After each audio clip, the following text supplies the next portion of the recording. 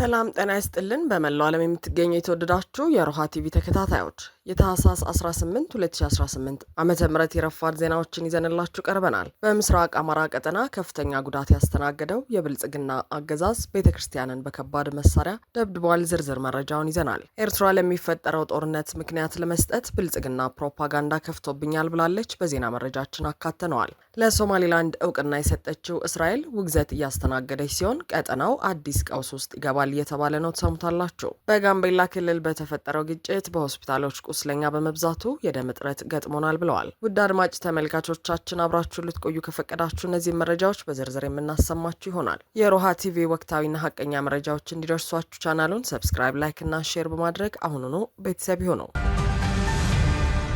የሚኒሊክ እዝ በበርካታ ቀጠናዎች በተደረገ ውጊያ ድል ሲቀዳጅ የፋኖን ምት መቋቋም ያልቻለው የአገዛዙ ሰራዊት ቤተክርስቲያን አወደመ።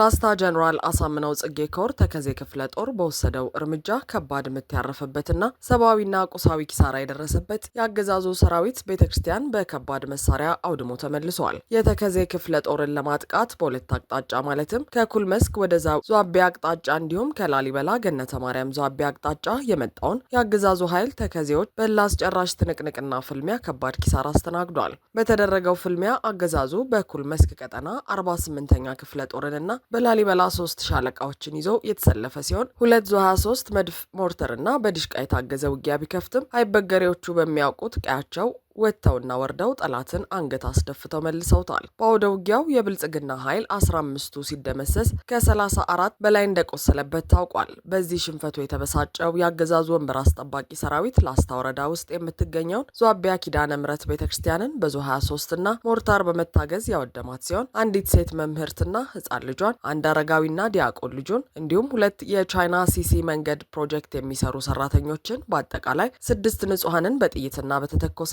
ባድ መሳሪያ ፍንጣሪ አቁስሏቸው ተመልሷል። በዚሁ ቀጠና የበላጎ ተወርዋሪ ሻለቃ 1 ሻምበልና የልጅ ኢያሱ ኮር 23ኛ ክፍለ ጦር ቃኝ በጥምረት አጅባር ከተማን በመቆጣጠርና የተሳካ ኦፕሬሽን በማድረግ ከ15 እስከ 20 ሆዳደር ሚሊሻ በመደምሰስ በርካታ መሳሪያ በመማረክ ድል ተጎናጽፈዋል። የበላጎ ተወርዋሪ ሻለቃ 1 ሻምበልና የልጅ ኢያሱ ኮር 23ኛ ክፍለ ጦር አጅባር ከተማን ተቆጣጥረዋል። በዚህም ውጊያ ከ15 እስከ 20 የሚሆን ሆዳደር ሚሊሻ የተደመሰሰ ሲሆን ቁጥሩ ያልታወቀም ቁስለኛ ሆኗል። ቀሪውም ወደ ጊምባና ተንታ ሸሽቷል። ልጅ ኢያሱ ኮር 24ኛ ክፍለ ጦር አባላት የብልጽግና አገዛዝ ዙፋን ጠባቂ ሰራዊት መድፉንና 4 ተኳሾቹን ጨምሮ በሞርተር በማውደም ታላቅ ድል ተጎናጽፈዋል። በርካታ የፋሽስቱ ብልጽግና ሰራዊት ከውጫሌ ከጎልቦና ጭሳ በመነሳት 2 ቀን ሙሉ በፈጀ ውጊያ አምባሰል ዙሪያ አገዛዙ ማጥቃት ያደረገ ሲሆን ልጅ ኢያሱ ኮር 24ኛ ክፍለ ጦር በአግባቡ በመመከትና በርካታ ኃይሉን ሙትና ቁስለኛ በማድረግና ከባድ ሰብአዊ ኪሳራ በማድረስ ታላቅ ድል መጎናጸፋቸው ተገልጿል። የሚኒሊክ እዝ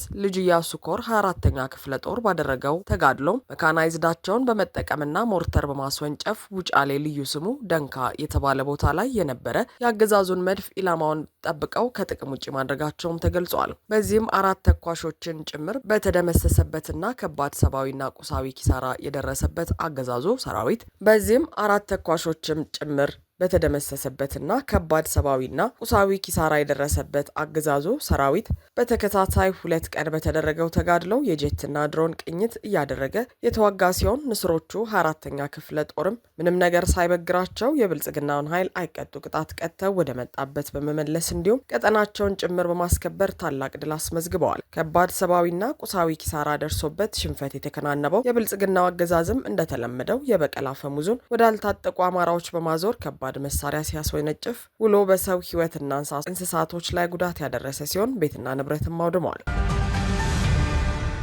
ኤርትራ ወደፊት ለሚፈጠረው ጦርነት ምክንያት ለመስጠት በብልጽግና ልሳናት ፕሮፓጋንዳ ተከፍቶብኛል አለች። የባህር በር ጥያቄን አስመልክቶ የሚቀርቡ ታሪካዊ ትርክቶች መሰረተ ቢስ መሆናቸውን በመግለጽ የኢትዮጵያ መንግስት ኤርትራን የመወንጀል ስልት እየተከተለ ነው ሲሉ የኤርትራው ሚኒስትር አቶ የማነ ገብረ መስቀል ኮንነዋል። በማህበራዊ ትስስር ገጻቸው ላይ ባሰፈሩት ጽሑፍ የኢትዮጵያ መንግስት በኤርትራ ላይ የሐሰት መረጃዎችን እያሰራጨ መሆኑን ጠቅሰው ቀደም ሲል ይፋዊ ባልሆኑ መንገዶችና በሎቢስቶች ይካሄድ የነበረው ዘመቻ አሁን ስሙን መልክ ቀይሮ እንደ ውጭ ግንኙነት ኢንስቲትዩትና የኢትዮጵያ ብሮድካስቲንግ ኮርፖሬሽን በመሳሰሉ የመንግስት የፕሮፓጋንዳ ልሳኖች በኩል እየተከናወነ መሆኑን ገልጸዋል። አክለውም የኢትዮጵያ ሉዓላዊ የባህር በር እያለች የምታቀርበውን ታሪካዊ ክርክሮችን አጥብቀው ተቃውሞ የፑንትና የአዱሊስ ስልጣኔዎች የኤርትራን ታሪክ ከፊል ሱዳንን፣ ጅቡቲን ጨምሮ የሚወክሉ መሆናቸውን የጠቀሱት አቶ የማነ ኢትዮጵያ በቀይ ባህር ላይ የነበራት ቆይታ በህገወጥ ፌዴሬሽን እና የግዛት ጠቅላላ ወቅት የተፈጠረ ብቻ ነው ሲሉ አጣጥለዋል። ለሉዓላዊ የባህር በር ጥያቄ ምንም አይነት ታሪካዊ፣ ህጋዊ ወይም የንግድ መሰረት የለም ያሉት ሚኒስትሩ ኤርትራ ከግብጽና ከሳውዲ አረቢያ ጋር ስላላት ግንኙነት በኢትዮጵያ መንግስት በኩል ለሚነሳው ቅሬታ ምላሽ ሰጥተዋል። ኤርትራ ከቀጠናው ሀገራት ጋር የምታደርገው ትብብር በብሔራዊ ጥቅሟ ላይ የተመሰረተ ሉዓላዊ መብቷ እንጂ በኢትዮጵያ ላይ የተጠነሰሰ ሴራ ተደርጎ ሊወሰድ አይገባም ሲሉ አብራርተዋል። እንዲሁም የኢትዮጵያ መንግስት ኤርትራን በማተራመስ ተግባር መክሰሱ ለወደፊት ጦርነት ራስን የመከላከል ምክንያት ለመፍጠር የታቀደ ስልት ነው ሲሉ ስጋታቸውን ገልጸዋል። በመጨረሻም አቶ የማነ አሁን ለተፈጠረው ቀውስ መፍትሄው ኤርትራን መወንጀል ሳይሆን ሉዓላዊ የባህር በር በሚል በተያዘውን የተሳሳተ ፖሊሲ ማረም ነው ብለዋል።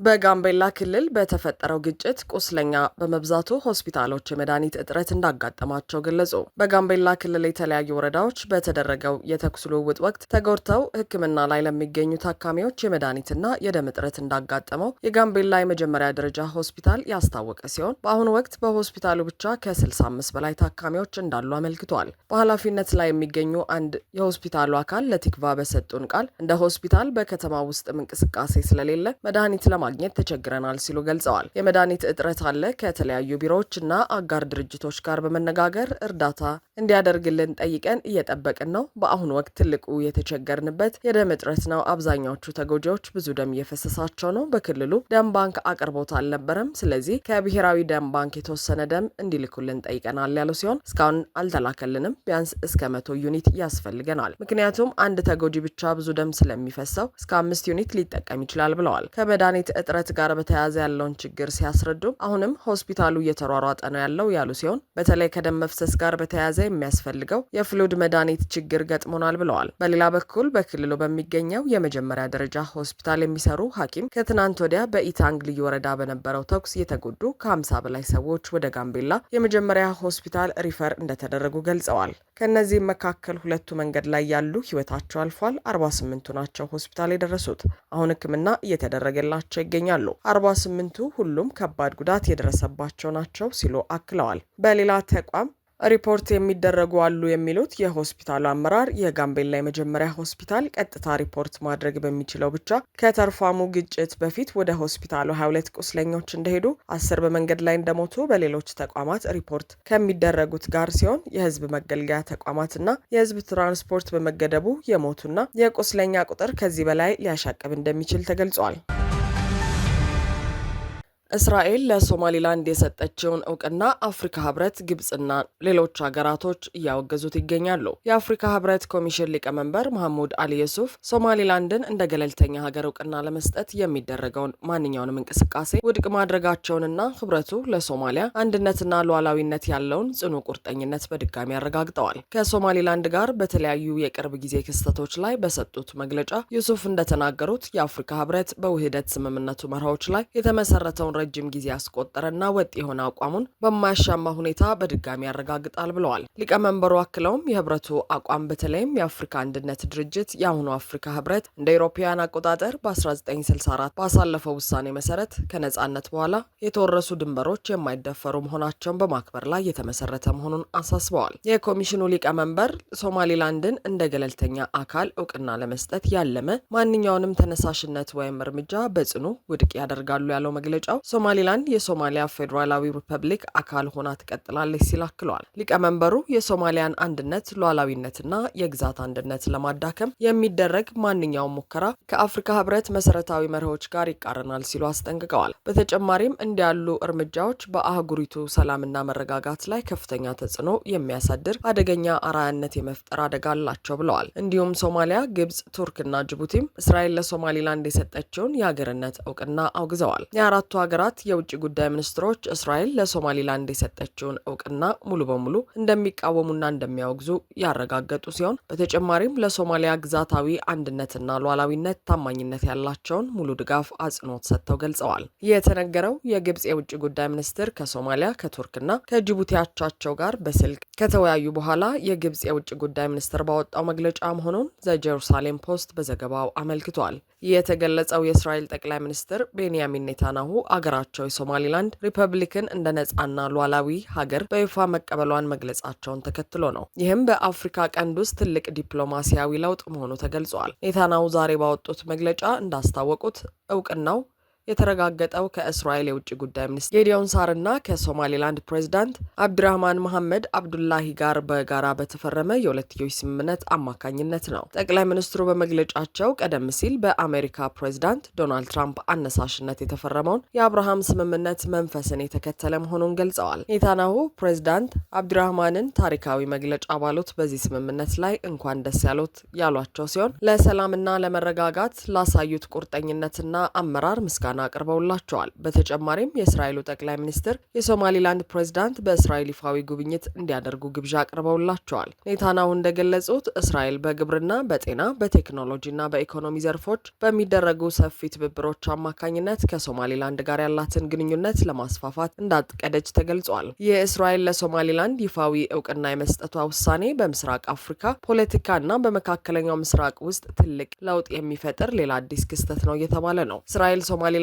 እውቅና መስጠቷ በምላሹ ወታደራዊ ቤዝና የባህር ጦር ሰፈር ለማግኘት የሚያስችላት ሲሆን ይህም ከሁቲዎችና ኢራን ጋር ያላትን ሽኩቻ በቀጠናዊ በላይነት ማግኘት የሚያስችላት ሲሆን በምላሹ ሶማሊላንድ ጋዛውያንን የመቀበል ግዴታ የሚጥልባት ይመስላል ሲሉ ዶክተር ደሳለኝ ጫኔ ሀሳባቸውን አጋርተዋል። አክለውም ስምምነቱ አካባቢውን የታላላቅና የመካከለኛ ኃይሎች መራኮቻና የጦር ቀጠና ሊያደርገው የሚችልበት ከፍተኛ ስጋት ፈጥሯል። በሌላ በኩል ይህ ውሳኔ በግብጽና በሶማሊያ መካከል ያለውን ጥምረት የበለጠ እንደሚያጠናክረውና ኢትዮጵያ በዚህ ውጥረት ውስጥ በጂኦፖለቲካዊ ፍጥጫ ማዕከል እየሆነች መምጣቷ አይቀርም። በዚህም ብልጽግና በፈጠረው የከሰረ ዲፕሎማሲ ኢትዮጵያ የመከበቡ አደጋ ስጋት ሊሆንባትም ይችላል ተብሏል። ሶማሊያ ለእስራኤል ውሳኔ በብልጽግና ሶማሊላንድ መካከል ተፈርሞ የነበረው የመግባቢያ ስምምነት የፈጠረው ዲፕሎማሲያዊ ውዝግብ ተቀጽላ ነው ብላ ቂም መያዟና ከግብጽ ጋር ያላትን ግንኙነት በመጠቀም ኢትዮጵያን ለመበቀል ፍላጎት ማሳደሯ የሚጠበቅ እንደሚሆንም ተገልጿል። አቋም የሌለው የብልጽግናው አገዛዝ የሀገርነት እውቅና አሰጣታለሁ ብሎ የባህር በር አገኘን እንኳን ደስ ያላቸው ያለውን የሶማሊላንድ ስምምነት በአንካራ ስምምነት ካፈረሰ በኋላ እስራኤል የእውቅናውን ካርድ ነጥቃ ተጠቅማበታለች። የቀጠናው ዲፕሎማሲና ጂኦፖለቲካ እንደዚህ በየሰዓቱ እየተቀያየረ ባለበት በዚህ ወቅት በኢትዮጵያ ውስጥ ያለው ጦርነት ለውጭ በር መክፈቱም የሚጠበቅ ጉዳይ ሆኗል። የብልጽግናው አገዛዝ በኢትዮጵያ ሉዓላዊ ግዛት ውስጥ ወታደራዊ ካምፕ ገንብቶ የጎረቤት አገራት አማጺዎችን እያሰለጠነና አገሪቱን ለሱዳኑ ጦርነት መሳሪያ ማስተላለፊያ ማድረጉ ኢትዮጵያን የቀጠናው ግጭት ሜዳ ሊያደርጋት እንደሚችል እየተነገረ ነው። አድማጭ ተመልካቾቻችን የሰዓቱ የሮሃ ቲቪ ዜናዎች የተከታተላችኋቸውን ይመስሉ ነበር። አብራችሁን ስለነበራችሁ ከልብ እናመሰግናለን። ሰላም።